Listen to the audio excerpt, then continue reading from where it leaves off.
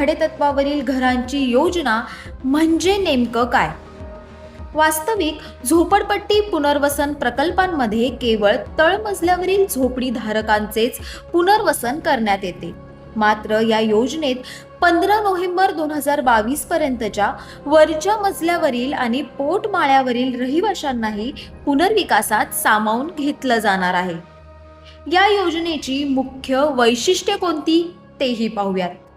1 जानेवारी 2000 पूर्वीच्या तळमजल्यावरील झोपडी धारकांना धारावीमध्येच हक्काचं घर मिळेल. 1 जानेवारी 2000 ते 1 जानेवारी 2011 या कालावधीतील तळमजल्यावरील झोपडी धारकांना 2.5 लाखात हक्काचं घर मिळेल.